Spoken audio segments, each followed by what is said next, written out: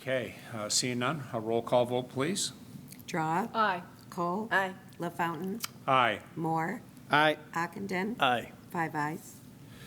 Okay, monthly reports. I know we're short on a couple, but I expect that all of them will be in hand by Friday, so look for the email on that board from our department heads. Those department heads that do have theirs in, thank you in advance for that. Appreciate it.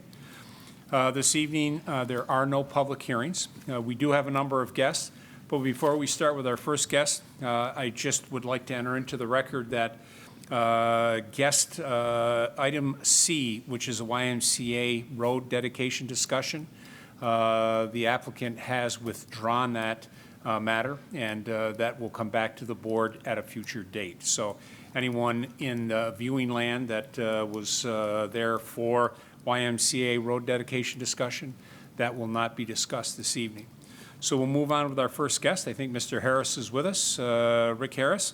This is for a discussion for the possible development of a pet funeral home at 1401 Empire Boulevard. I'll recognize Mr. Costello to tee that up, please. Mr. LaFountain, I think you've said it all. All right, with that, Mr. Harris, welcome.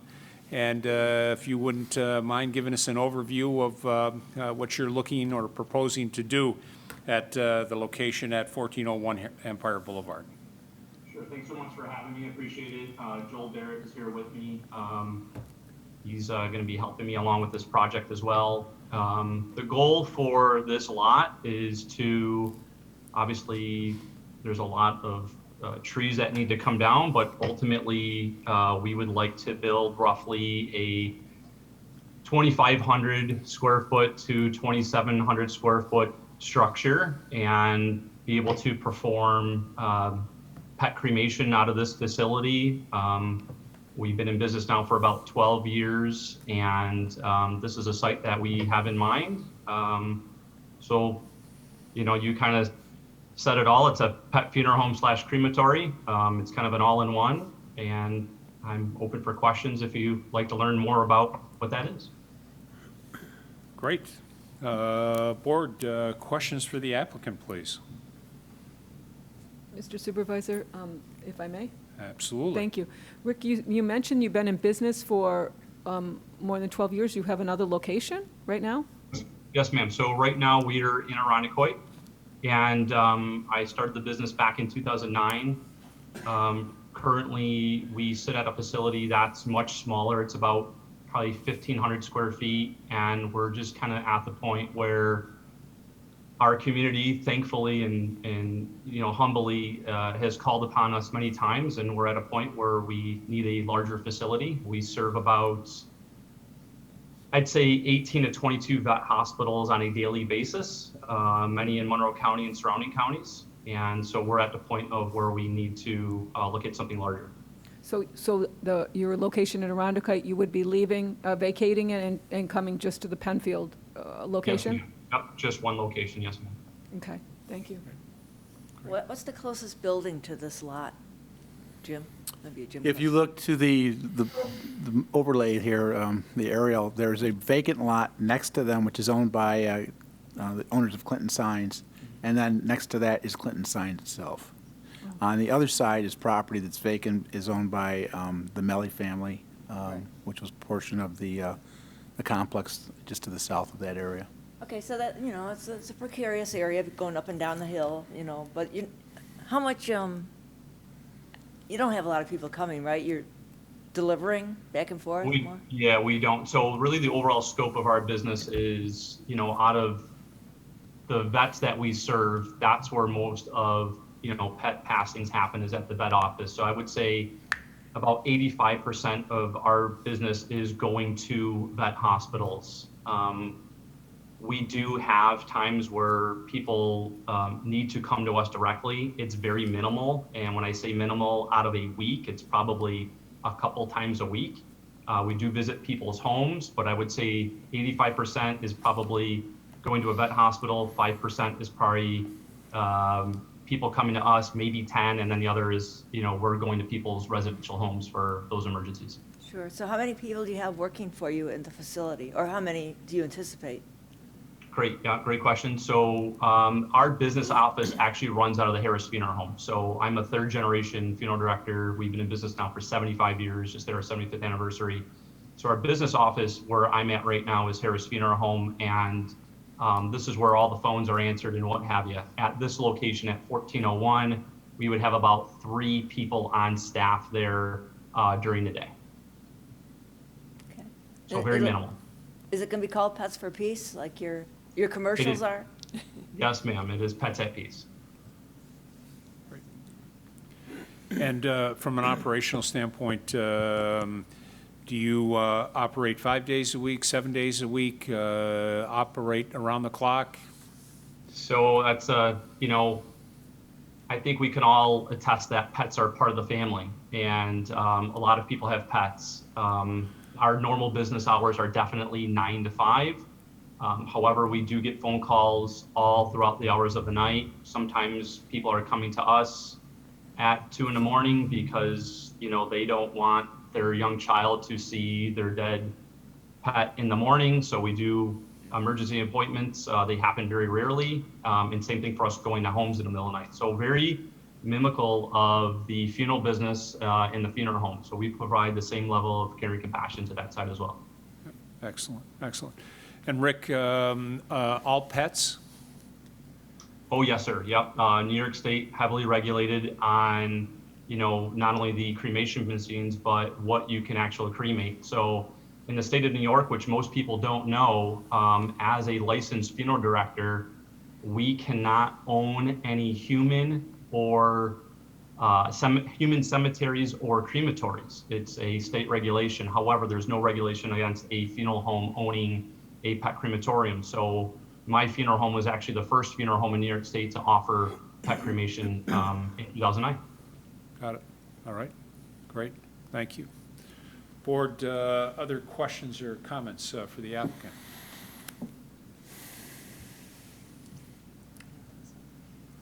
I know we've had your service when our pet died, and Animal Hospital worked with you, you know, all positive.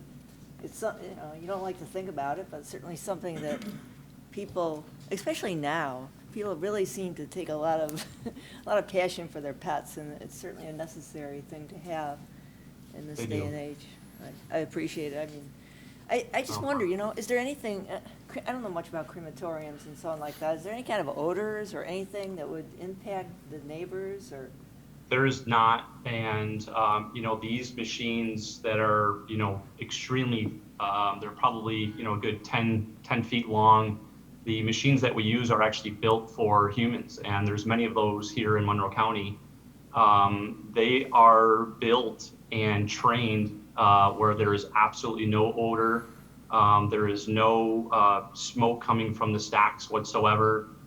There's, you know, no worrisome there. The green factor is extremely well, and they're built very, very well done. So the emissions on these are, you know, way better than our cars that we drive and our gas grills that we use. So it's a very intuitive machine.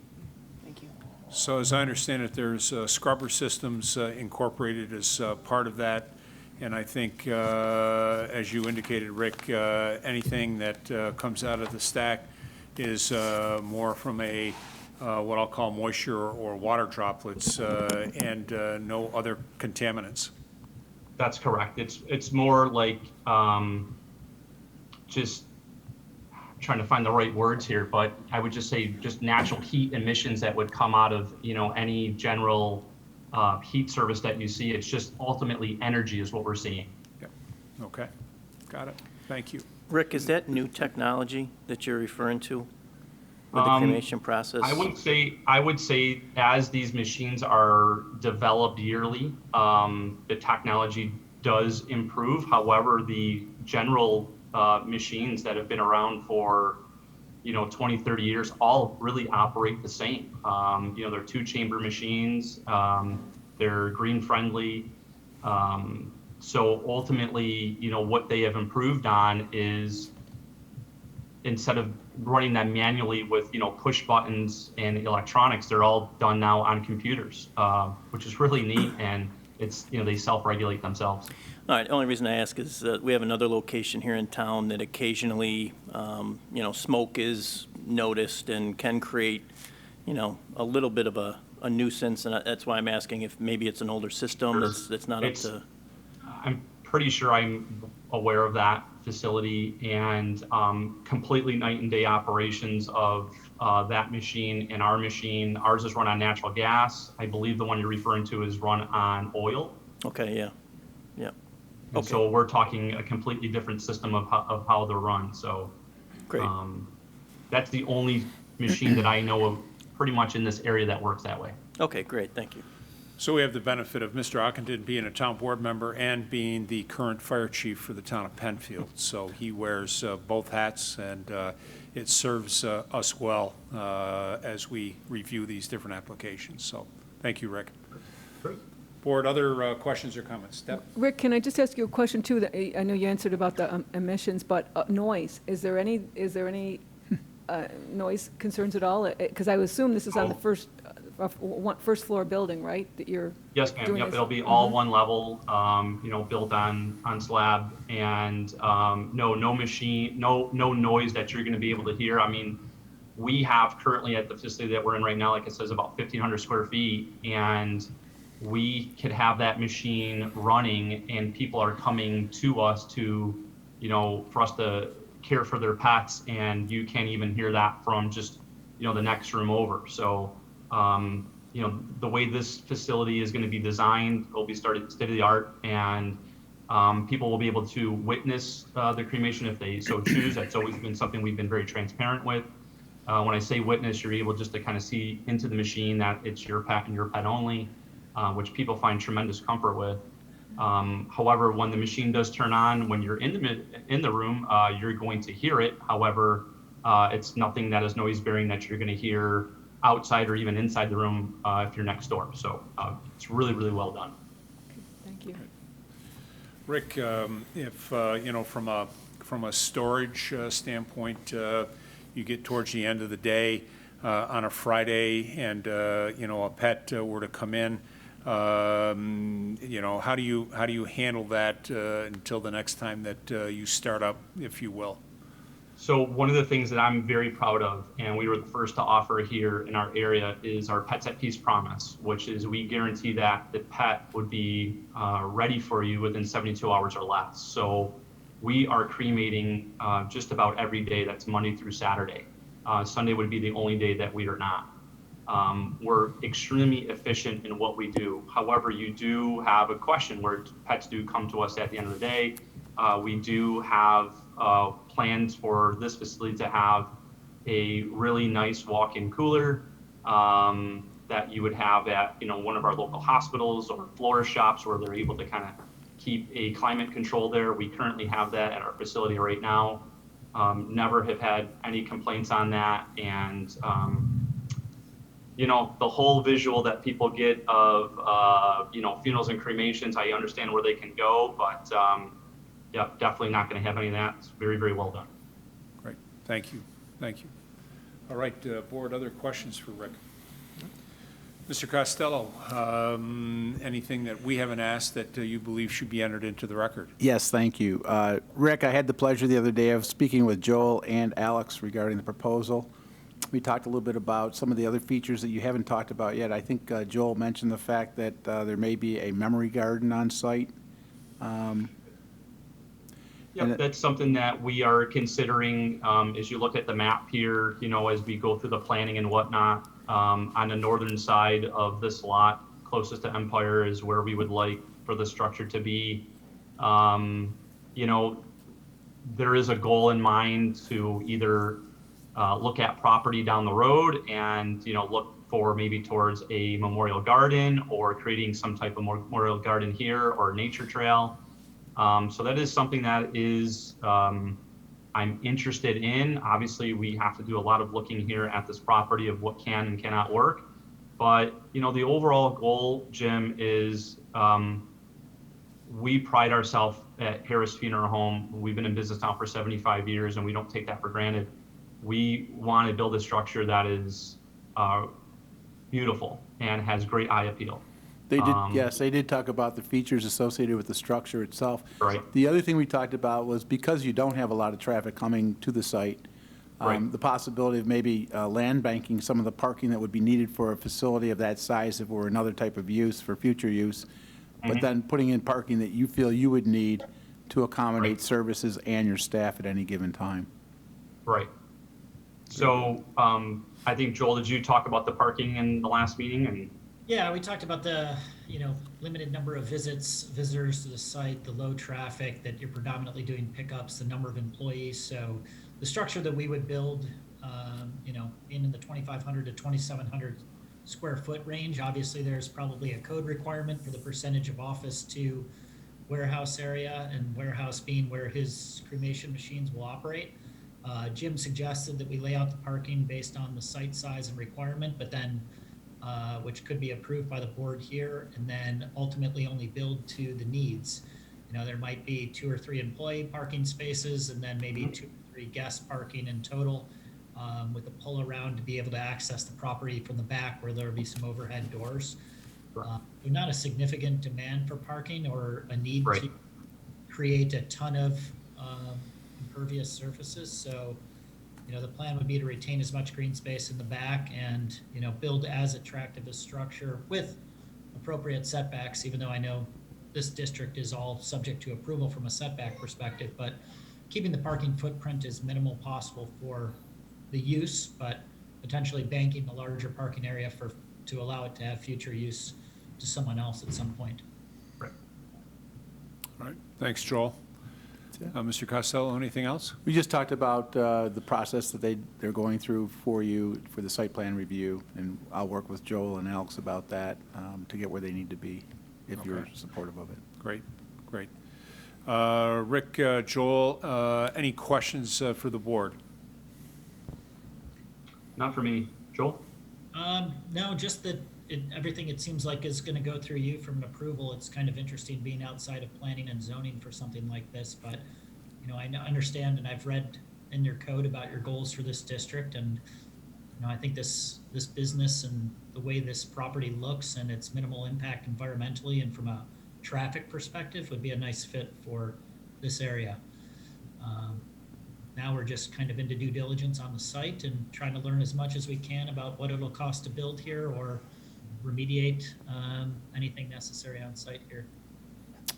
Okay, Joel, I want you to know that I spoke with the owner of the property the other day after I spoke with you and relayed some of the concerns you and I talked about.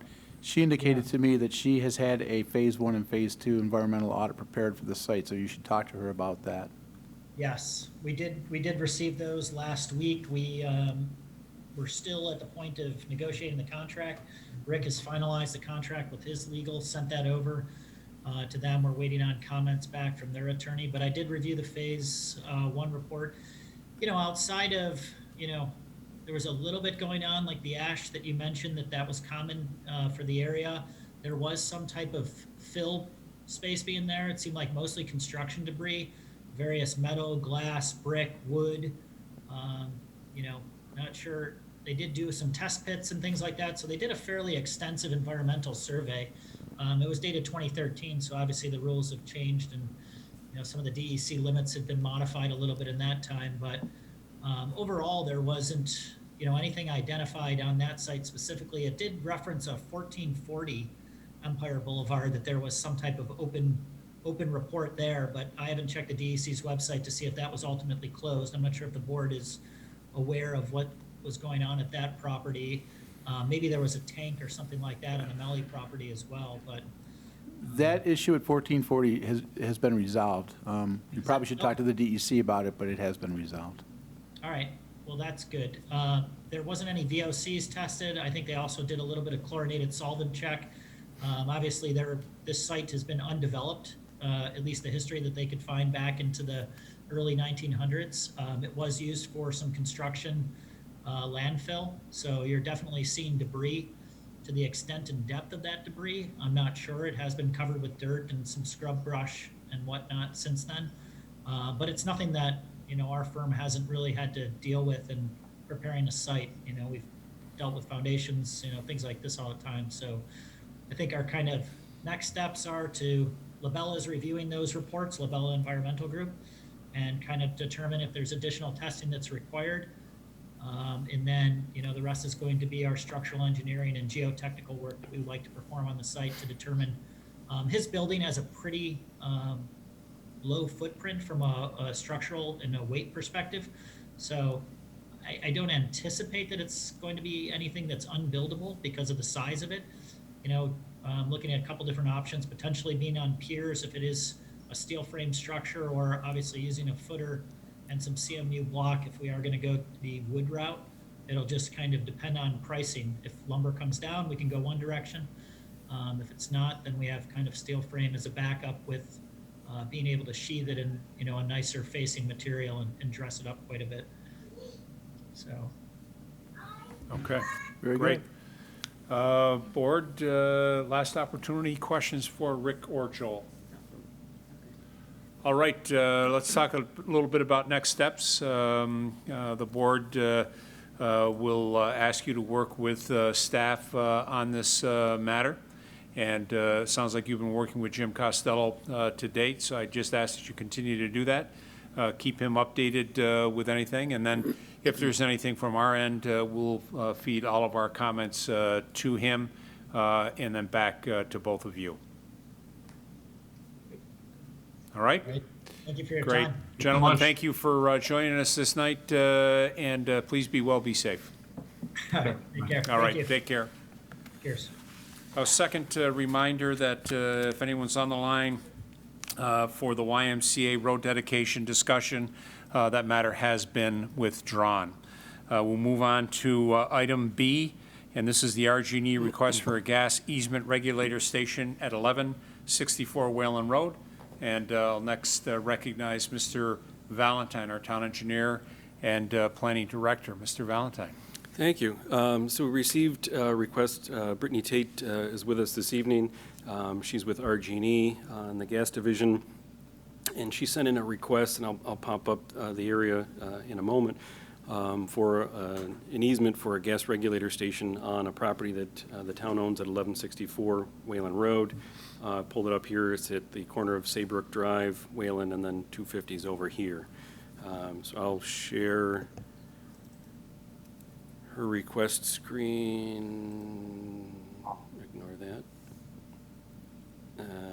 So same property, Saybrook Drive, Whalen Road, and then in that corner, they're requesting a 25 by 60 easement for a gas regulator station.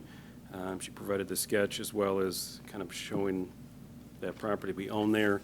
I also have, I went back to Brittany and asked for kind of a sample of what they're looking to provide. I shared that with the board as well as what the look is on that. Can, pop that up on the screen if the board wants to see that, or what your thoughts, consideration are for that area.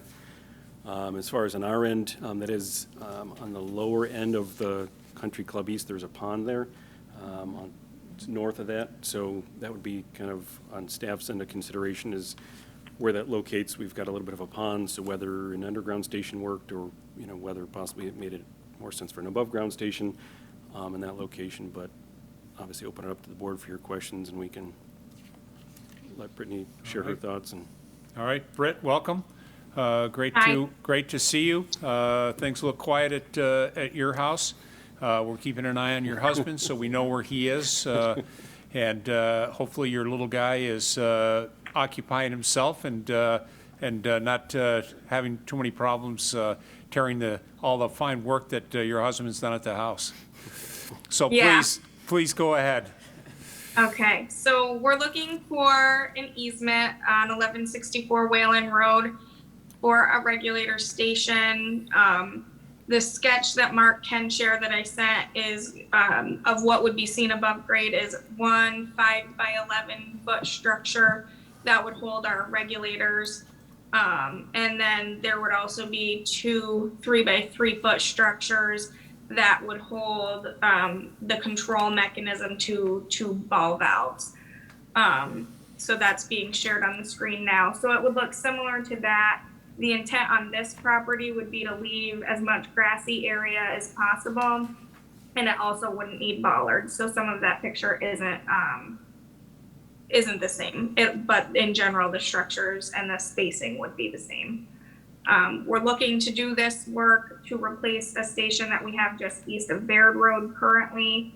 We need to upsize it in order to maintain the integrity of our system and make sure that we have firm service to all of our customers out in Penfield and further east.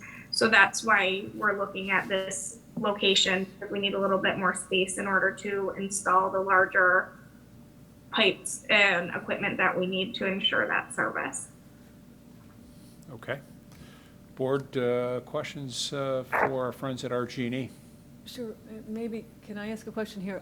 Maybe Mr. Valentine, on that picture you have up on screen, can you show me exactly where is, right now, Saybrook is to the, This is just a sample photo. I asked Britt This to is send just us a sample. a sample, so this doesn't exist This- on site this today. isn't- It's right- street. I can pull up a street view if you'd like I to know, I see. go by, I went by there, I wanted to make sure, there's nothing in there right now. There's Nothing? not, no. I It's just that asked vacant? for a sample, figuring the board would want to see kind of what the sizing of the units would be, what the appearance from the street would be. Right. So this is a sample location of something. Right now, it's a treed location. It's at the end.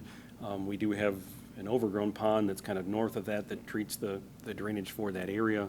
And that's the only thing question I had is, and I think this is mostly would be considered, Britt, an underground station.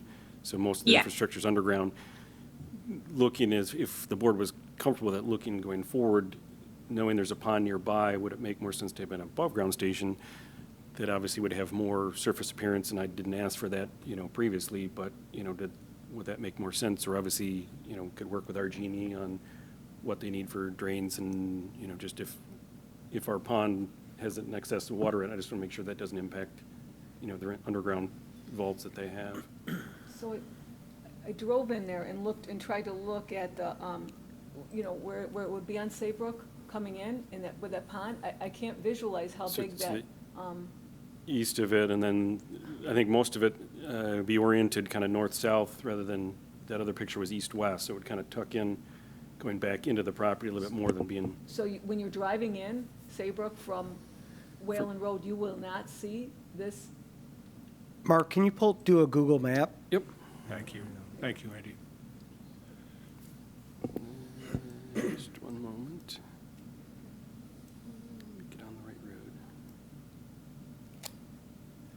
So while we're doing that, Britt, we just got done doing a new gas substation on Atlantic Avenue, right on our property there in front of Shadow Pines.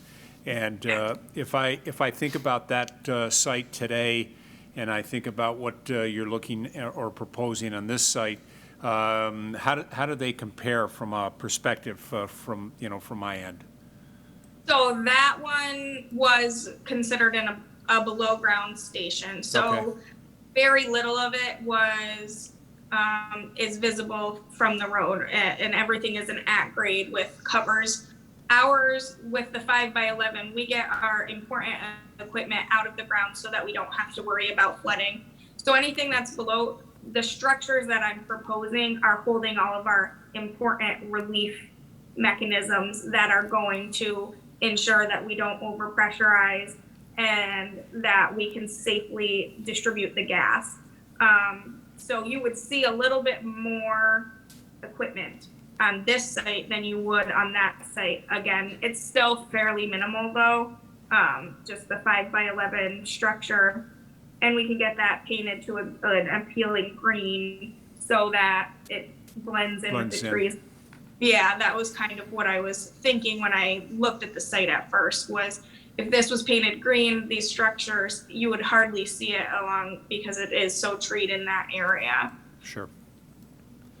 All right, So, thank you, Councilwoman Brett. Go ahead, Mark, if you Yeah, will. we're looking, so you're looking, driving in Saybrook, so where they're proposing it would be further down the road, and they would look to tuck into this section over here. They would cut in a chunk in here, because they're shown on the east side of that piece. So they would do a 25 by 60 feet piece back in there, and, so But from the, And all those trees, though, all around that will be cleared out, because it'd have to be cleared out for that 11, or the... within the 25 by 60, but there's much more space than that in that realm has much more, let me get it back up. would there be any pavement to get to the, would they have to pave anything to get to the structure? No, we wouldn't pave, possibly some stone, we would, as a stone pull-off, so, but we would work on those details if we got approval for the site more.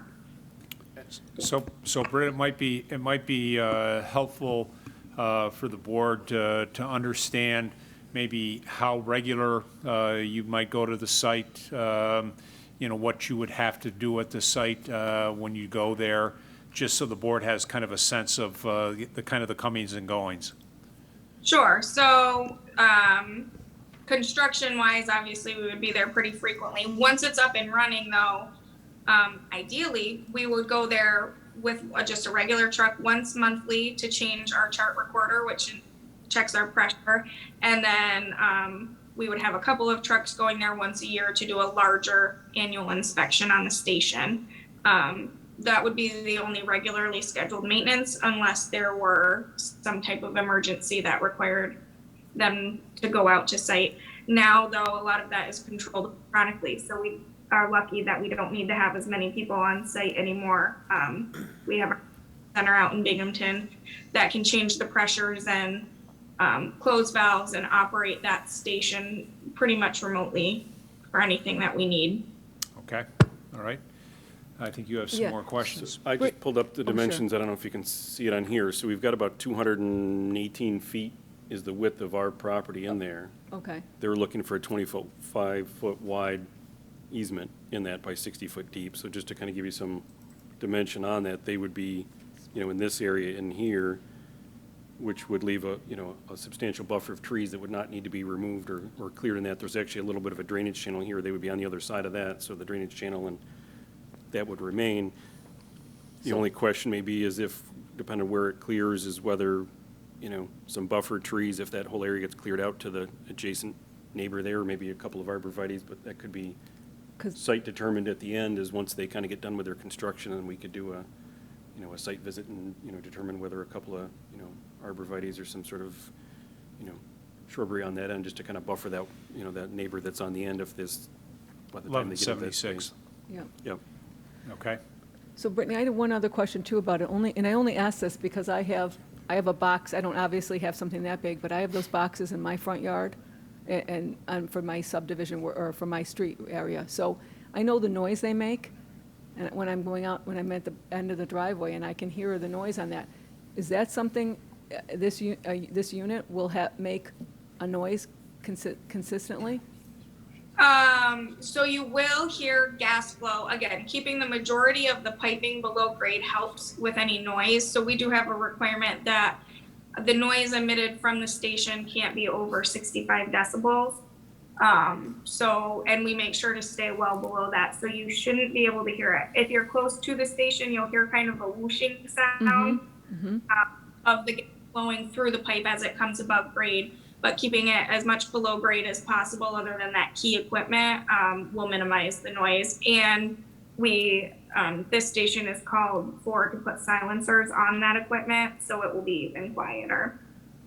Okay. But this won't have, I think you're hearing the hum of an electric I think. transformer box. The You normally hear the kind of that hum or that buzz of this being a gas regulator station. Britt, correct me if I'm wrong, but I don't think should have that same That same little. hum noise that you hear out of a, And I was thinking the same, but yeah, there should be, if you were right up close to it, you would hear a whoosh, like you're hearing the pipe flow through, or the gas flow through the pipe. Okay. And then visually, I know you mentioned it would probably be just the color of the, camouflage, whatever the color of, almost the color of the trees and so forth. There won't be any big lights or anything that's sticking out, lights that are on, anything like that? Any No, flashes or- station at this point, I don't have a proposal for lights. So if there were some kind of emergency maintenance that were needed, it would just be the trucks or the lights that they would bring on the trucks Okay, to make emergency. okay. Thank you. Thanks. other questions, board? Mark, if you go back, yep, you got that map. Can you just show me where the pond is? the pond is kind of on the north end of it. And I didn't have an exact distance, but it goes up into the property further. Actually, I have. Gotcha. this up. So this is our original subdivision plan, and it has there's a note on it saying up in this region is the high water elevation. So again, Saybrook Drive, here's Whalen Road. This was a construction undercut. Here's that same drainage channel you can kind of see through there. Our pond just kind of dips down in that north corner, so it's not in the pond, but just wanted to raise that concern, would work with RG&E and Britt. Just, we have a pond in the general area, and just, there may be high groundwater, but it sounds like most of their infrastructure, all their infrastructure is out of that, so if we ever had a high water issue, you know, it wouldn't affect their station. I guess that's what I was going to ask you next was, from an Yeah, so- engineering standpoint, opinion, as far as, you know, I know the one in Atlantic at the Shadow Pines property, I know we pushed to have that be below grade from an aesthetic standpoint, you know, with a house right adjacent to it, like 1176 is probably going to be. Yeah. From your perspective, is there a concern that below ground would be possibly an issue for them? My only question was, you know, if we had a high water situation at our pond, and it sounds like that's not an issue for them. So that was my only thought, is whether an above-ground station, obviously that would then bring more infrastructure above and would have more visual impact to the neighbors. So Right. obviously the neighbors would like to see this below-ground station, and if RG&E has no issue with that, and, you know, if it had water in it at some point, you know, didn't cause a, you know, a concern on their end, it doesn't impact us. Yeah, here's that black line that kind of showed the high water elevation for what the pond could be. They would be down in this corner in here, so that's what's just showing, kind of that back corner would potentially be in a high water area, but their infrastructure would be in the front and then kind of stacked behind that. So it may just touch a corner of their easement, Gotcha.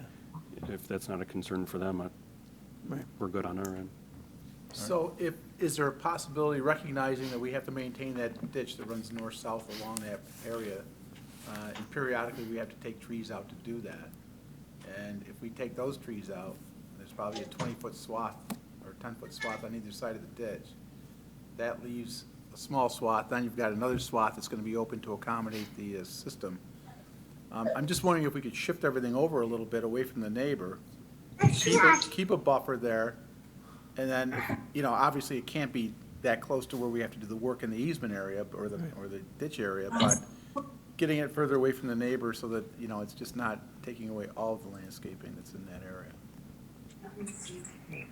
And I don't think it makes a difference whether it's above grade or below grade. Watching what was done on Atlantic Avenue, I mean, the work that they had to do, if there were trees out there, which there weren't, or very many, they would have had to have taken out those trees anyways, even with the below grade. I Right, mean, right. It was just too much work that had to be done on that site, so I don't think it makes much difference whether it's above grade or below grade, but just trying to shift it away from that property a little bit to the. Shifted away from 1176. So Yeah. you're saying Yep. located, just move it a few more feet, 10 or Still- 15 feet further to the west. Yeah, if still giving need them be. the ability to get in there and do the work they need to do, but by the same token, providing a little bit better buffer from the family next door. So Britt, is there any concern on RG&E's end if that were to move a little bit further west rather than being on the property line of that property at 1176? If that were moved to the west an additional 10 or 15 feet, would that create any problems from your operation? No, it wouldn't. I'm willing to work with you if you're willing to work with us to move it, and we can work on avoiding the drainage swale. My only constraint is keeping it on Whalen Road so Sure. that we can get pressure. So yeah, moving it a little east or west, That's not an Isn't it? issue? Okay. not at all. All right. So it's 25 feet there, so you could tuck it into a little All right, box. Board, and- yes. So when Deb? you, thank you. But, so when you go back and you mention about keeping it on Whalen Road, the reason the other, you've outgrown the other area, correct, where it is currently right now? Right. Yeah, so currently we're just east of Baird Road. We have an easement on a property, but it's smaller than this. So we have to upsize the pipe, upsize the equipment, and upsize all of the outlet so that we can maintain adequate pressures in the area. So that's the intent of this. So we would abandon that station further down the road once this was up and we need to stay on Whalen Road because we have our high pressure gas main running down Whalen Road. So that's what we need for our inlet so that we can get our appropriate outlet pressure of 120 pounds, which is higher than most of our systems run, but we're using it as a feeder main to then feed all of the east part of our territory. If you were not to receive this easement on this piece of property by Saybrook here, and would you be able to do something on the property you are on right now, or is that you've totally outgrown that? Right. There's no The way very possible. Small easement, so we wouldn't be able to rebuild our equipment there due to the fact that we need to maintain the existing flow from that station. We can't go without it for any period of time. So if we weren't to obtain this easement, we would have to look at other routes, and we were looking at putting it possibly in the right of way right near 250, but that's a little trickier because then we wouldn't have as good of pull off, and it's a little bit more dangerous for our crews working at a busy intersection like that. But that would be our alternate route, would be reaching out to the state and putting it at the corner of Whalen and 250 if we had to. If you had to do that, you wouldn't have to take any trees down on 250 at all, would you? I haven't evaluated that, so I can't really say yes or no at this point. Okay, just wondering. I was just curious. But it might be in somebody's front yard. Yeah, Whalen and 250, it might be, State right of way. well, one is state right away, and two would be more in It would the be person's front is- yard. Instead of kind of tucked in a nice alcove where it's not very well seen. If it was on, It would be here. and then we would also have probably some unsightly bollards as well, just due to the nature of it and having it be more apt to be struck by a car during an accident. Or a snowplow. No, that would never. Would never. I know a guy. Hey, Britt, with the work that would be needed to construct this particular regulator station, would that require any additional work up or down Whalen Road or on any of the surrounding roads as well? Yeah, so we would need to run main from our existing station just east of Baird to this new station, so that we could connect those lower pressure distribution lines back to the station. So whatever that distance is between the old and the new station, whatever location that's proposed at, being here on this parcel would minimize that work along the right of way along Whalen Road. If we had to go to 250, obviously we're moving a little bit further east. So that would be a little bit more installation of main. But you've got nothing would be required to the basically east of 250 along Whalen Road. Right, no. Okay. Other questions? Board? Just a couple quick questions to the applicant. You may have said this before when we first started talking about this issue, but could you repeat again, what is the public benefit to Penfield residents by allowing this easement to RG&E? Sure. So right now we try to maintain our system at 70% of the design pressure. So currently we are not seeing those ideal numbers. So therefore it's scoped to install a new regulator station. The inlet of that station is 250 pounds and it'll be 150 pounds out. So we'll be able to ensure adequate delivery pressure to Penfield residents and residents even further to the east in our system. All right, so it's helping with better utility service for the residents in this town. Right, less likelihood of a service interruption at some point, whether due to extreme weather or system emergencies. Okay. Have you had any communication with the residents or the owners of, I think it was 1176 Whalen Road up to this point? I have not spoken to them at this point because we weren't sure if the town was going to be agreeable to the easement, so I didn't want to put the cart before the horse and start approaching people without the town's approval or at least a knowledge of the potential project first. Okay. And then my last question is, should we approve this easement, what does RG&E typically do, or what would you propose to do as far as neighbor notification of the work being done, of any construction or public benefit of this project moving forward? Yeah, so we have a standard construction letter that we send out. It would go to anybody along the project route. So if we're working just east of Baird Road out to this property, anybody either side of the road, whether we're digging it or not, would get a notification. And then we also do a couple houses around the area, just explaining the project, explaining who our contractor is, what the phasing of work was going to look like, whether they may or may not need a service tie over as part of that, where we would need to get into their house to work on their meter. So that's a standard notification we send out. We could also work with our public relations department and marketing department to get additional letters if there's any further questions about what benefit it would have to residents. It's not something we typically do, and usually we handle those more detailed cases where people have questions on a case-by-case basis. The letter we send does give a number to call for our construction supervisor, and he's pretty good about getting back to people and just explaining what exactly we're doing for that project and how it's going to affect the resident at that address. Yeah, no, and I appreciate that, and I certainly understand that.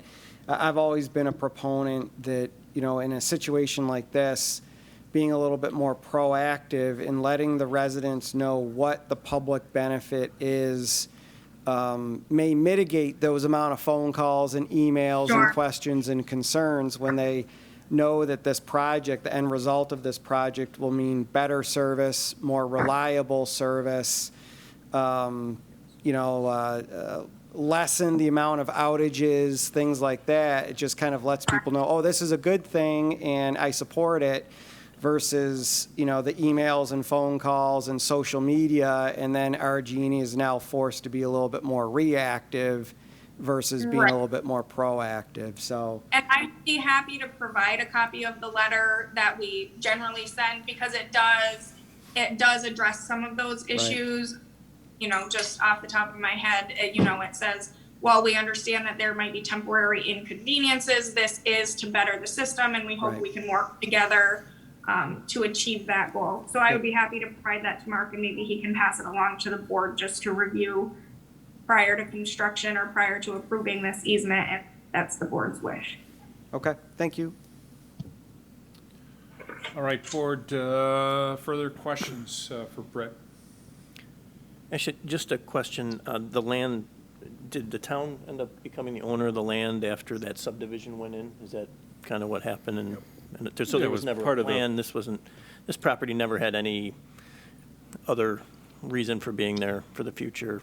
Now, as for us to own the pond is part of that. I can zoom out, so it's a greater piece of what was Country Club East, so we own all of this piece. We own another piece on the north end, which is the pond kind of on the north end. This was the southern end of it, so we ended up owning this piece as part of that. So it's just normal subdivision creation, and that's a parcel we own. Okay. Mr. Valentine, any additional comments or items that you believe should be added to the record that we haven't discussed this evening? No, I think I'm good. All right. Brett, anything additional from your end and RG&E's end that we haven't discussed that you believe should be on the record as part of this review and consideration? No, I don't think so, but I really appreciate your time, and you had a lot of great questions. Great. Thank you. I appreciate it. Okay. We'll certainly keep you posted. We'll make sure that we don't keep the other half out past his bedtime. We'll get them home at a reasonable hour. Sounds good. Thank All right. you. Thank you for your time. Be well. Be safe. You and your family. You too. All right. One last time. Item C, the YMCA road dedication discussion. That is a withdrawn matter. That will take us to action items. And our first action item tonight is tree removal at 98 and 102 Tall Tree Drive. The other half of the Tait team, our Director of Public Works, Mr. Eric Tait. Thank you. So we were contacted by actually both residents at 98 Tall Tree Drive and the residents at 102 Tall Tree Drive. Where their property lines meet, and behind them, there is a large kind of open space in the middle of where all of the backyards come together on Tall Tree Drive. Big field that was dedicated to the town with a few kind of access points out to the right-of-way in between a few houses. Within that, when a lot of the houses were put in, there's a substantial amount of rock that was removed for the installation of the utilities and even some of the ongoing utility installation. They're continuing to pull some out, but there is a kind of a rock line around all of the rear property lines, and over time, some trees have started to grow up kind of through those rocks as other seeds have kind of gotten stuck in there and haven't blown away. So we've got kind of a row of trees around all of these rear property lines that have grown up, and unfortunately some of them have seen better days. So there's actually in total I believe there's 5 trees. There's a few smaller, they're bigger than saplings, but they're not full-blown mature trees. They're probably 3 to 4 inch in diameter. And then kind of the 2 in the very center of the picture that are a little bit taller. All of them are dead.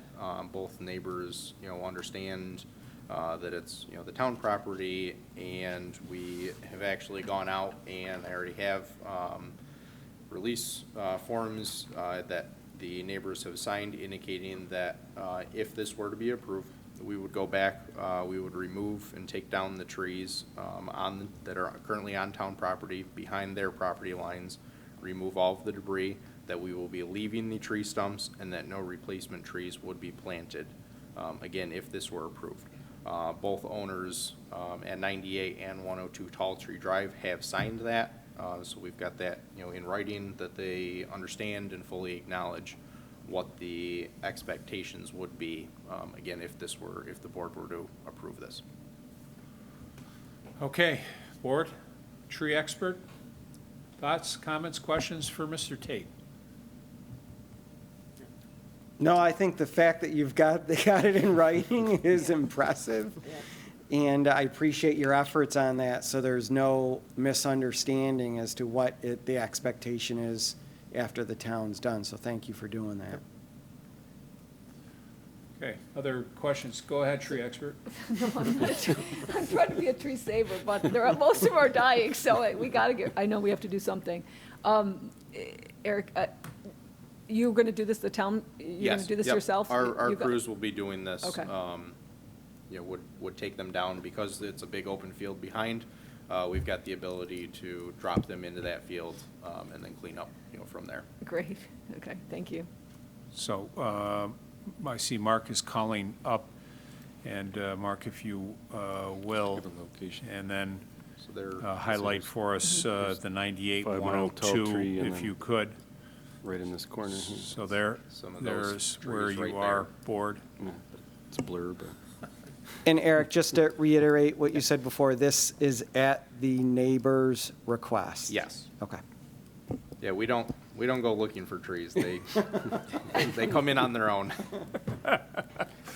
you've got Yes. access here right off a tall tree that we have an Correct. own strip that takes us to our Got it. property in the middle. Yeah, we can come in with our Bobcat, with our grapple bucket on it, and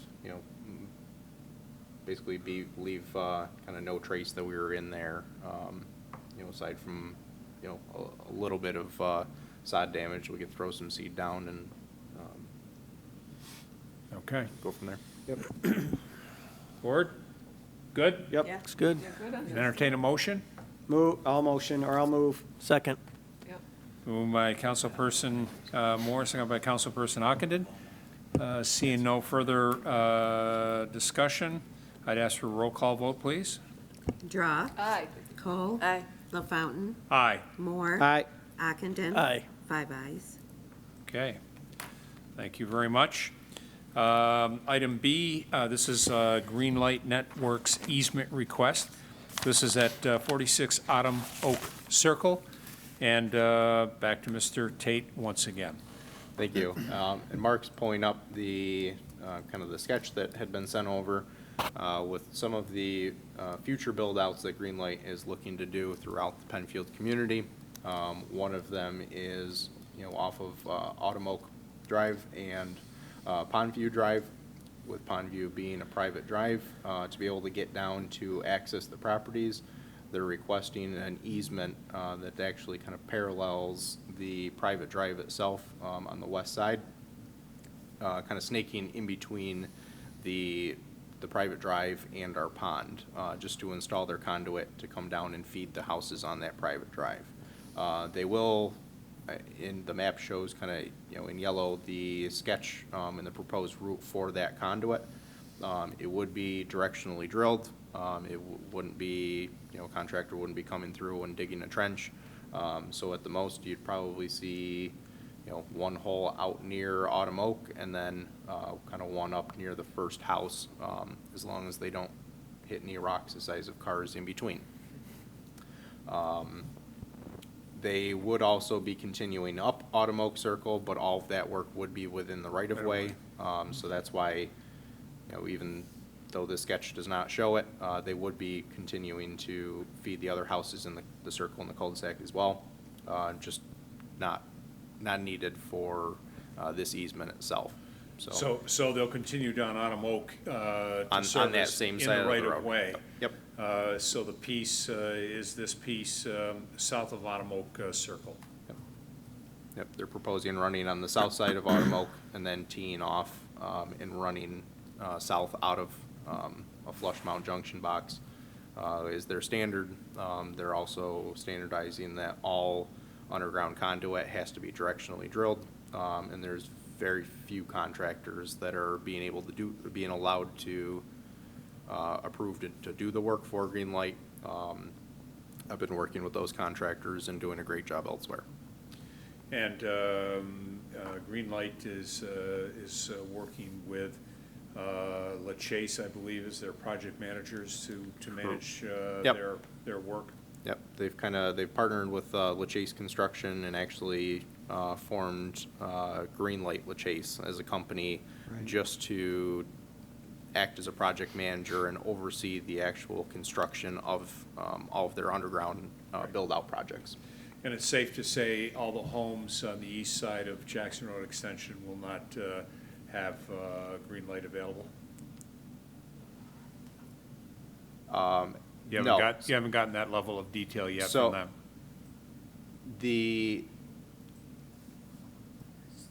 They are, I believe they're all aerial fed. That would be, well, I guess, they have not sent the full plans because it is somewhat contingent on if they get the easement and if they look to build this out. So I don't have that answer for you yet. I would assume that they're going to continue to do up and down Jackson Extension as well, as I know they've been trying to kind of get in every single neighborhood throughout the town as soon as possible. So. Okay, great. Discussion board.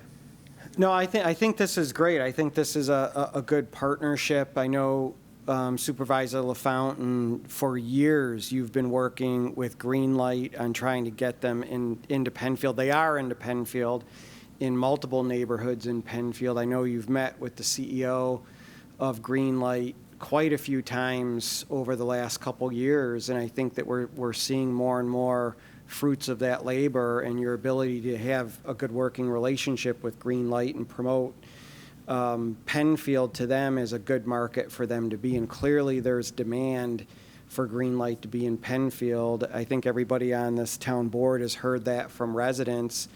And Tony, your efforts certainly have led to a lot of developments having Greenlight provided to them. So I want to thank you for your leadership and your open dialogue with Greenlight and getting them into various neighborhoods in Penfield. I think this is just an extension of that.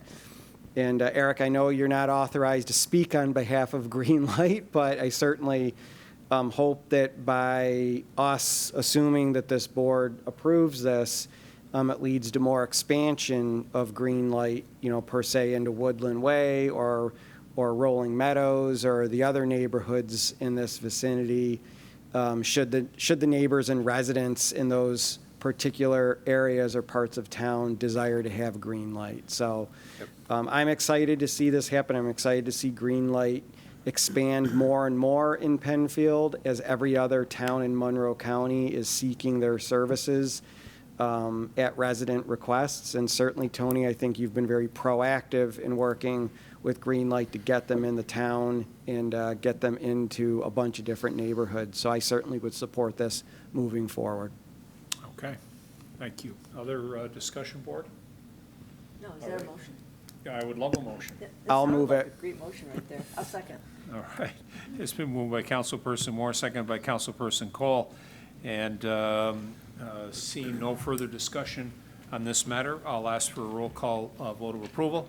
Draw. And, I'm sorry. I'm sorry. And if I could, and obviously, any easement document that is prepared, submitted, is subject to approval by the town attorney. So, go ahead, Sue, sorry. Draw. Aye. Cole. Aye. LaFountain. Aye. Moore. Aye. Ockenden. Aye.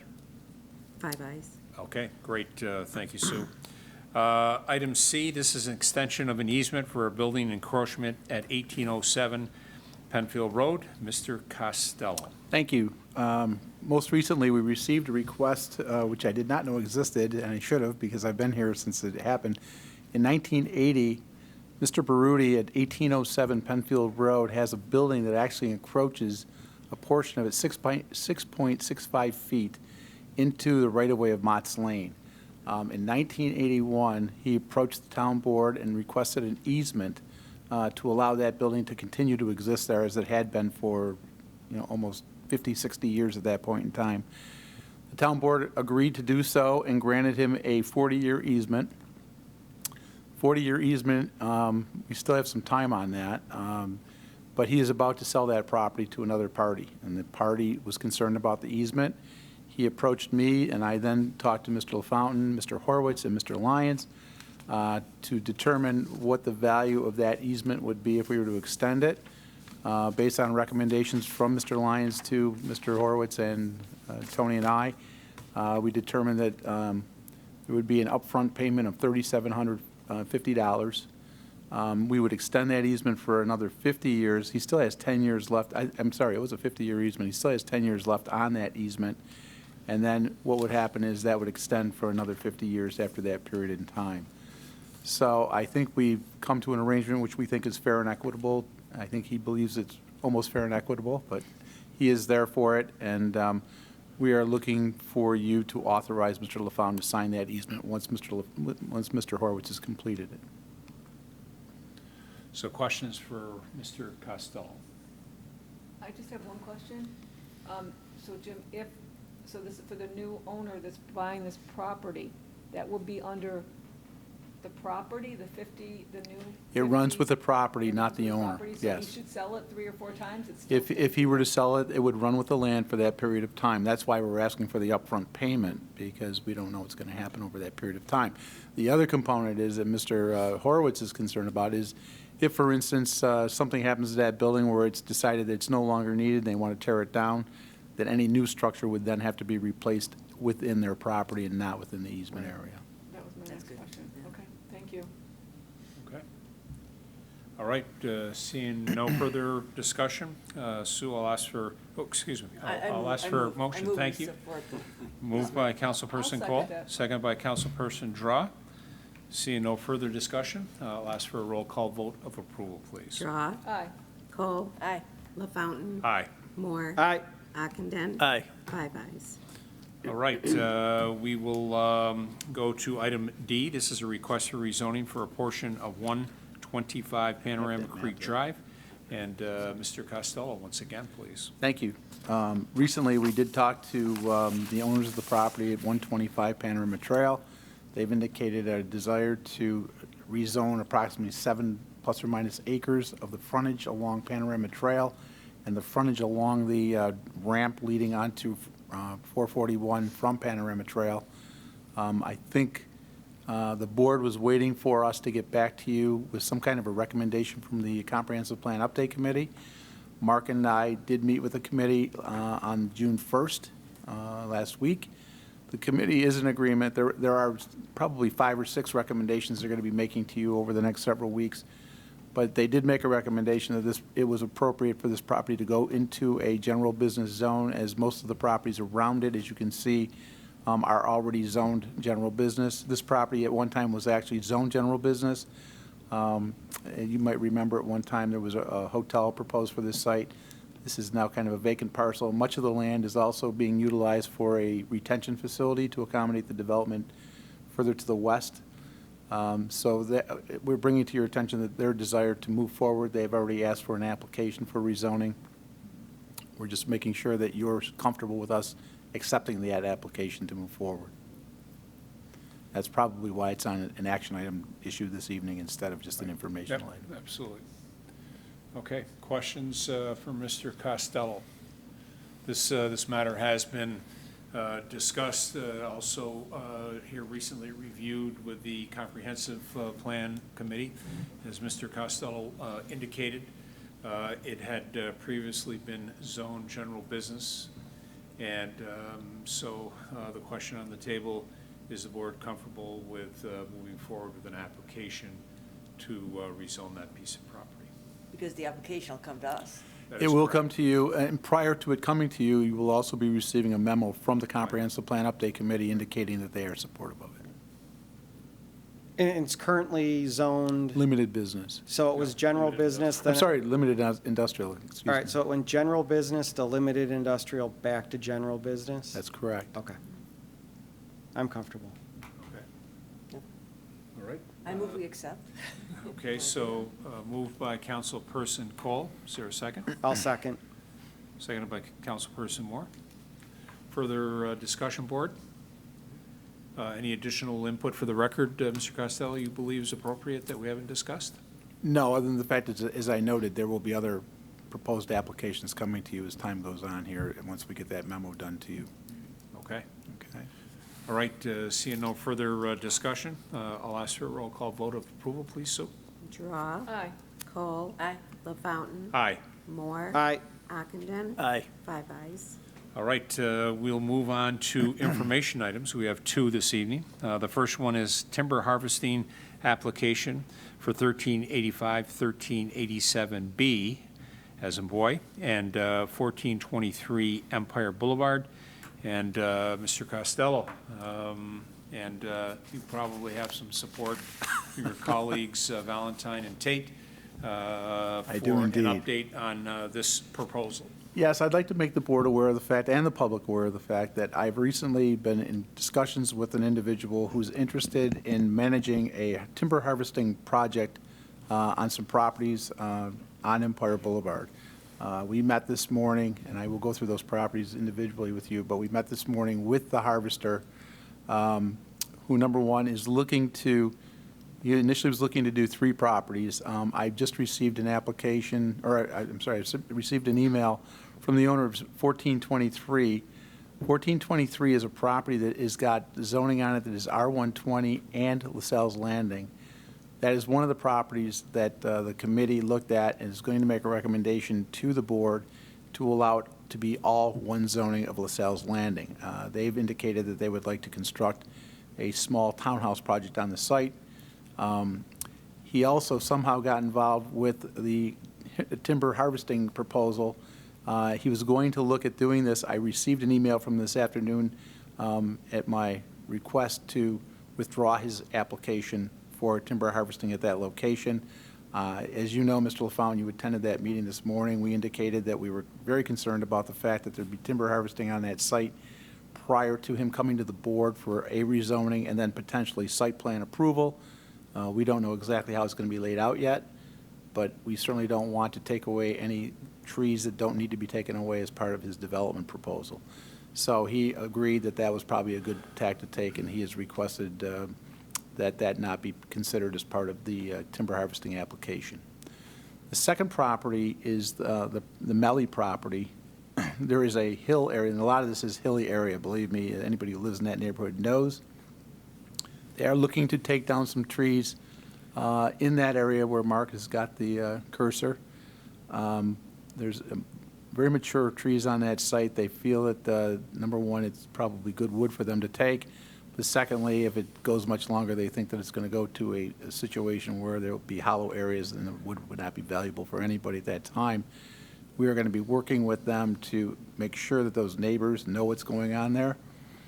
And we are going to be walking that site on Friday afternoon just to get a feel for what they really want to do. They have marked the trees that they're interested in taking. This is by no means a clear-cutting operation. We don't permit that.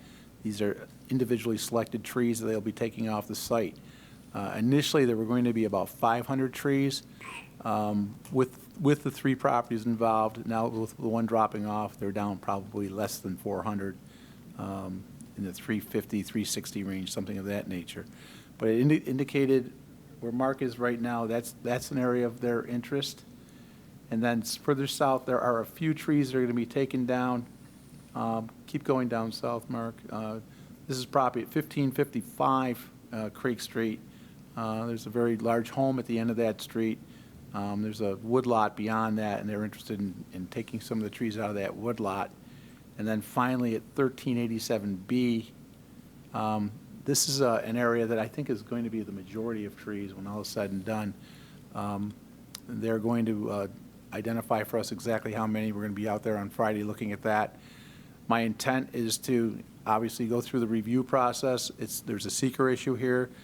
Because there are more than 10 acres involved, it's an unlisted action, so we have to make sure that they comply with the seeker requirements for an unlisted action. His intent is not to do the work until sometime in the fall. He's other work that he's looking at right now. It may take that long between now and then just to go through the review process. We will notify all the neighbors to make sure they understand what's happening and what their intent is over there. And hopefully we can get through the process and get the site cleaned up properly. We will be requiring some form of letter of credit or some type of certified check to ensure that any work that's done and erosion control is put in place and revegetation occurs where necessary. So I want you to be aware of it. It's a big project. It will take about a month according to the applicant, and we will be working with them to make sure they minimize impact to those areas as best as possible. Jim, what was the address of Creek Street again, 15? It's a portion of 1555, and actually there are very few trees that are be taken off of that because there are some slope areas there that are a problem. It's in that area. He had a few on the south property line down there too, but there were only a few of them according to him. But Mark's correct, it's in that one area where you can see the large wood lot. He's got some issues where he's got to do some dozing in certain areas to get the log roads back to where they were back 50, 60 years ago. We are going to require him to put check dams in, also revegetate wherever possible. Obviously, at some point in time, I would think 20, 30, 50 years from now, they may want to go back in again and do that. But there's no intent for development purposes. There are wetlands in the area. They've got to cross a creek to get access to 1555. They've talked to the DEC about that. I still want to call the DEC, find out what they're going to require as part of a permit or not. They may not issue a permit because it's a Class C tributary and they may not be required to get a permit for it, but I want to find that out for sure. So there's a lot of work to do yet. He's not in any rush, which is good. We're not going to rush this. We're going to make sure it's done properly if it's done, and we're going to make sure the neighbors know what's happening before it takes place. So tonight is general information for the board. At any point, is this board expected to take any action? No, actually, every other permit that we issue, we just do it internally. And generally speaking, you're talking about flat farmers' fields where they want to do some timber harvesting in their woodlots, which they're fully entitled to do. In this case, obviously, you've got some steep slope areas, you've got highly eroded soils. We've got neighbors that have expressed concern over the decades, as we well know, about activities taking place in that neighborhood. I'm very sensitive to that. I understand it. So my intent is to make sure those neighbors all understand what is intended to happen here. And again, I mean, we may look at portions of those properties and indicate that there may be areas where timber harvesting may not occur, depending on how it visually impacts the neighbors, and what occurs is what's being taken down or proposed to be taken down at the time we look at it. So I have a better feel for it. I'd probably want to keep it on as a held item, just to give you updates periodically as we move forward. And as I say, we will be talking to the neighbors. I actually invited a couple of the neighbors today. I've been working with one of them who owns property adjacent to this 1555. He's been very interested in the site, and we're trying to keep him as apprised of the situation as possible. Site walk is this Friday, the 11th? Yes, at 1 o'clock. At 1 PM? Yes.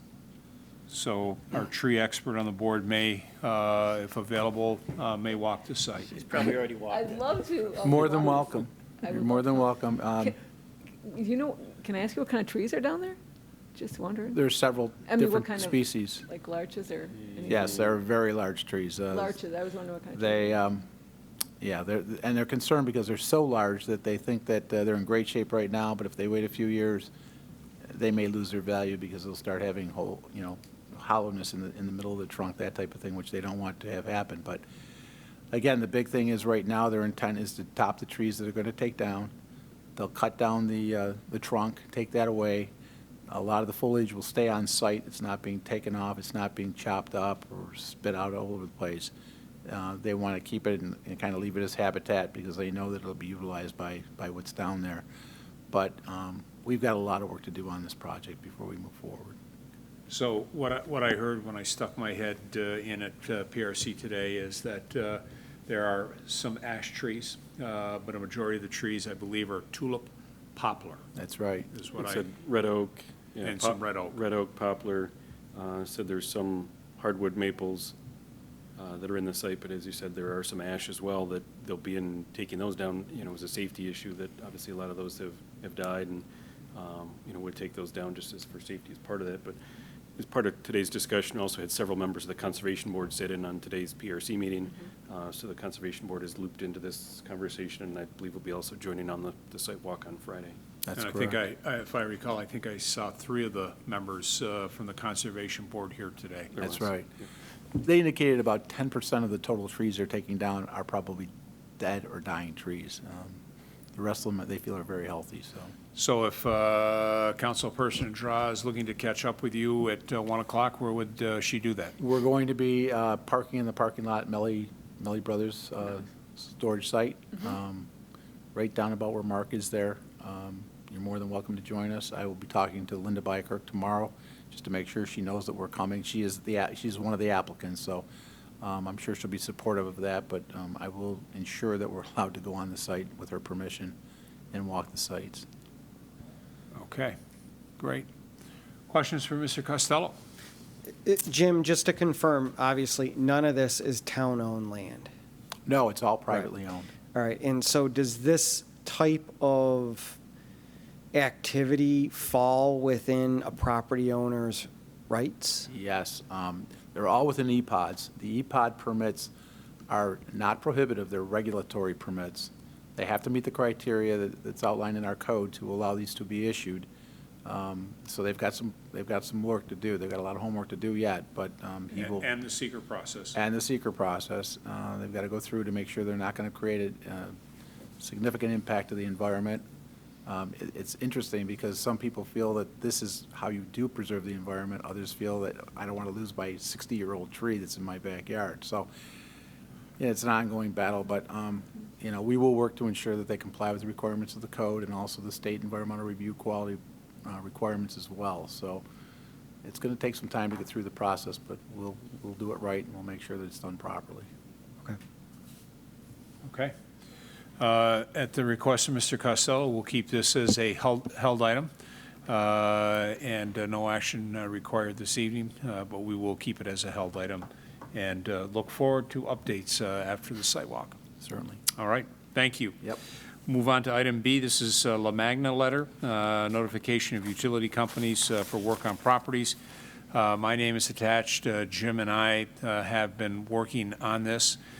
Jim has been doing a little bit of homework with a number of the different companies, and I think has the opportunity to at least report out with his findings on this, and maybe give us, as a reminder, give us what Mr. LaMagna was looking at with a letter that he did submit to us. Yes, I'd be happy to. Thank you. Mr. LaMagna sent a letter in, as you remember.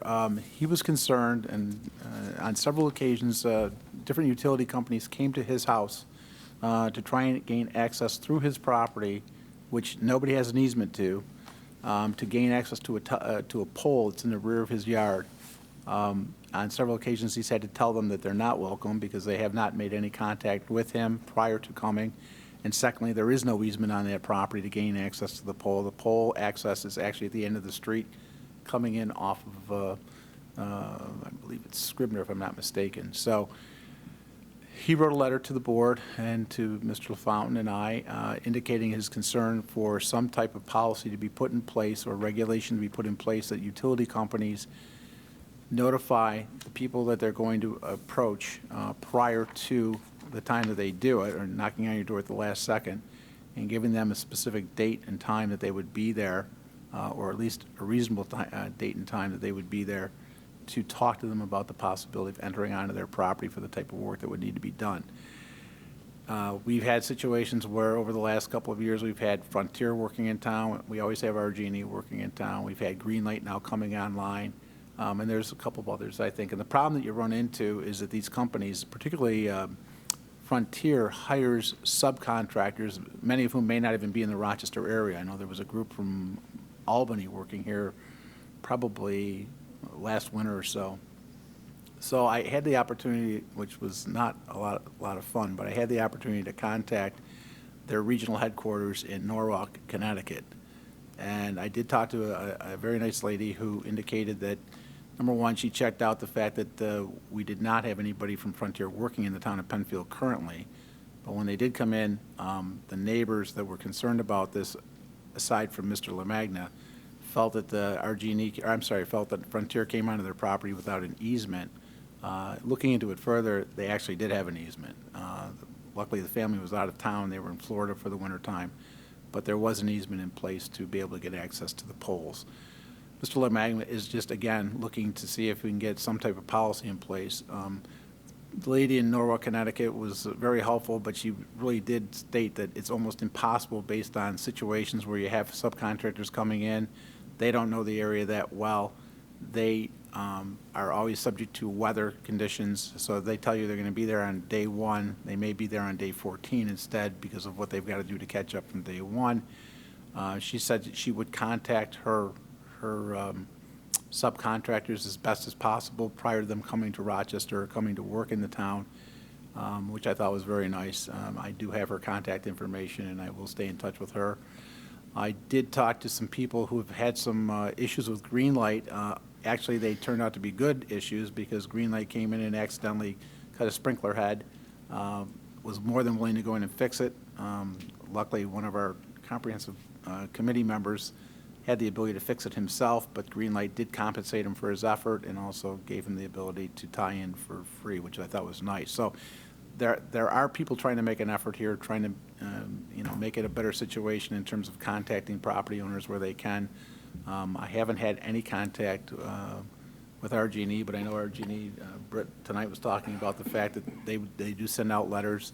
Again, you don't know exactly when they're going to be here because of weather conditions and everything else that goes on, but I think it's going to be a better situation than it's been over the last couple of years. At least they're cognizant of the fact that we are concerned about it, and they're trying to make an effort to make it a better situation for the residents. All right. Questions for Mr. Costello?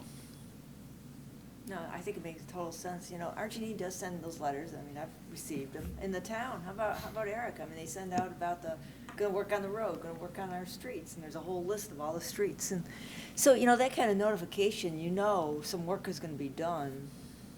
I'm with you. I don't see how you can be so specific for each, unless you actually contracted with I think they'd like to Spectrum be. or RG&E to come to your house. I think they'd like to be more specific, but there's just too Yeah. many variables involved that mess everything up on them to do that kind of thing. Right, weather in itself, yeah. I think the key is really, and I do agree, I mean, it's just common courtesy to knock on somebody's door before you go approaching their property. We have to Exactly. do that as town employees. We would Yeah. never walk on somebody's property without their knowledge of it. I don't see why, a utility company shouldn't follow that same process. Good And again, customer service. our biggest problem seemed to be with Frontier and some of the work that Apparently, that they yes. were doing. And I think a number of the others, again, RG&E with a letter that they send out, like you say, if they're going to be doing tree trimming, or if they're going to be doing in our backyard, kind of more in your front yard, in my backyard. Greenlight is running wire there. We've received information from them that it was a combination of O'Connell Electric. They had a subcontractor for trimming trees, and it was on behalf of Greenlight. So they kind of all partnered together to send information out. So I think we've been fortunate overall to have a majority of, but sometimes we get, in the case of Frontier, they did a lot of subcontractors, and they just treated things maybe poorly, I guess is the best. And right now, I think Mr. Tait has essentially put a halt on any Frontier work with the idea that before they do any further work, they will have to very specifically show us what they're going to do, how they're going to do it, and things like that, so. And completing some restoration on other projects. In addition to the kind of the legwork that Jim did reaching out to Frontier, I also had a conversation with a contact that I've got with Frontier, as well as with Greenlight, and got all of their written policies that they, for any of their, at least Greenlight for, their own crews as well as their subcontractors, are required to go door to door and knock on each and every door to notify the residents at least 24 hours in advance. Frontier's own crews are supposed to be doing the same. Now, I know one of the issues came up, it was a subcontractor that was going through, and, where that fell through, I wasn't there at the time, but I can also say, on behalf of RG&E, I, even at my own house, had just received a letter notifying me that they were going to be doing work. It didn't specify a particular day, time, or even week, yet it did have a contact number, to call. I was able to, make that phone call, speak to them, and setting up a time to, kind of look at what they're doing within my own backyard for that reason. I also do have a little bit of information from the Public Service Commission, as all of these utility companies are obligated to, trim trees and branches and maintain separation and clearance from their overhead lines, and what the actual timing is for how often they need to do that and what that separation actually needs to be. So I believe a lot of it, and most of the companies are planning out for the next 5 to 10 years. Okay. Any further questions, Board? All right, I would propose at this time that we drop this matter, and take it off our agenda. We'll continue to kind of keep an eye on things. But I want to thank Mr. Tait. I want to thank Mr. Costello for the follow-up work that they've done on this. So if we're comfortable with that, we'll show that as a drop matter that will not be on the agenda for our next meeting. I'll let Mr. LaMagna know. Thank you. Thank you, Jim. I appreciate that. I think that that would be good. Okay, there being no further business that come before the board this evening, the June 9th, 2021 work session of the Penfield Town Board will stand adjourned at 8:31 p.m. Thank you to everyone that participated. Thank you to our friends Ryan and Dave downstairs, PCTV. Everyone, please be well and be safe. This meeting is adjourned.